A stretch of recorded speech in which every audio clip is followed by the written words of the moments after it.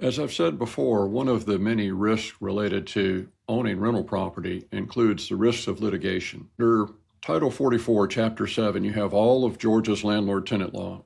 And one of the things that has been in the law for a long time is 44.7.13, which covers the landlord's duty to repair. Well, about 2 years ago, our state legislature passed additional requirements of a landlord called the Safe at Home Act. And one of the things that added teeth to it, 44.7.14, now makes the landlord's failure to keep the property in good and serviceable condition a tort action, which means that it's easier for your tenant to sue you because you didn't take care of the property. So there are several things that might make a property uninhabitable.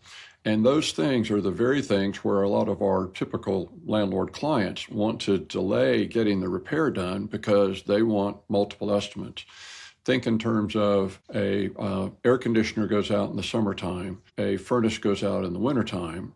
Above what temperature or below what temperature is the property no longer habitable? Or you have an issue where a septic system is clogged and failed and none of the toilets in the house are able to be used. You have a system where a pipe bursts and the water is not available anywhere.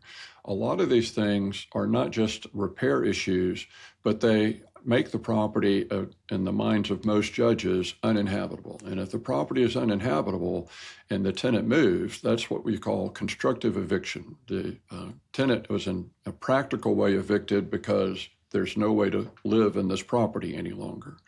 So one of the challenges that you have under current law is the judges are looking for what did the owner do within a reasonable period of time, and were the repairs done in a timely fashion, and did they bring the property back to a habitability standard. And that all depends on the judge. And if you wait until you're standing in front of somebody wearing a black robe, it's already cost you a lot of money. So one of the things that we encourage owners to do, and the way that we manage property ourselves, is when you're dealing with an emergency, deal with it as an emergency. Then there's the separation between what was the emergency and what's not an emergency. A failed air conditioner, a failed furnace, can be pretty straightforward that it needs to be repaired. And if it can't be repaired and the age of it justifies that it ought to be replaced, then that's what needs to happen.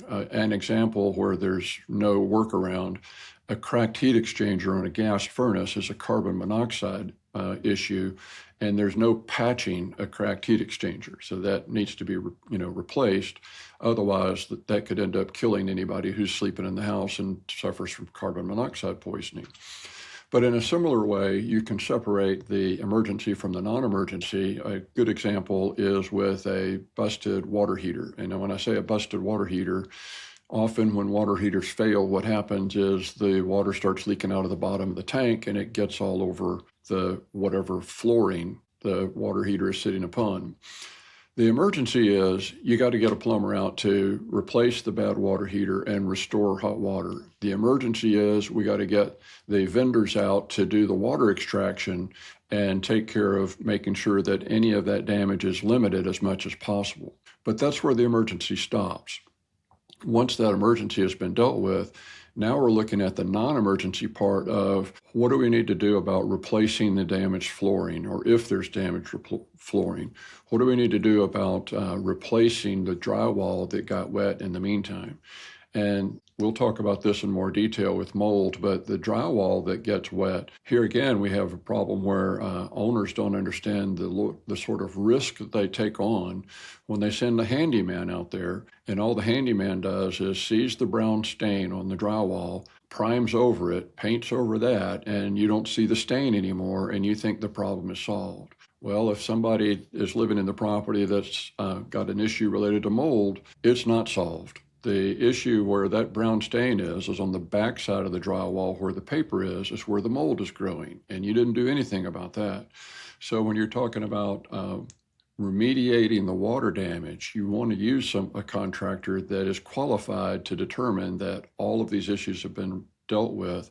And that's, generally speaking, going to include any drywall that got wet is going to be cut out and replaced, not just primed and painted over. Because otherwise, you might be facing 6 months or 6 years down the road, a lawsuit from a tenant saying that they've got health that has been compromised as a result of breathing all the mold spores that you knew about because you have in your records that the water heater failed and that all of these things got wet.